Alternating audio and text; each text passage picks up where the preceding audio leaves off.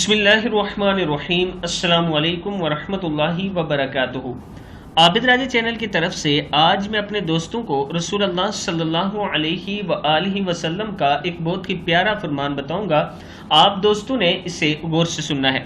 رسول اللہ صلی اللہ علیہ وآلہ وسلم نے فرمایا، تین قسم کے لوگ ہیں، اللہ ان سے گفتگو نہیں کرے گا، نہ قیامت کے روز ان کی طرف دیکھے گا اور نہ انہیں گناہوں سے پاک کرے گا، اور ان کے لیے دردناک عذاب ہوگا۔ ان میں سے ایک شخص وہ ہے جو احسان جتلانے والا ہے۔ صحیح مسلم کی حدیث ہے۔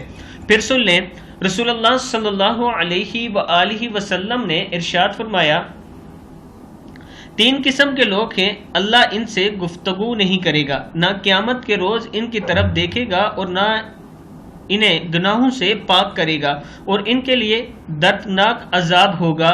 ان میں ایک شخص وہ ہے جو احسان جتلانے والا ہے۔ صحیح مسلم کی حدیث ہے۔ یعنی کسی پر کوئی احسان کیا، کسی کی مدد کی، پھر اسے جتلانا شروع کر دیا کہ میں نے فلاں ٹائم تیری مدد کی تھی، فلاں ٹائم تیرے اوپر یہ احسان کیا تھا، یہ اس شخص کے بارے میں بات ہے۔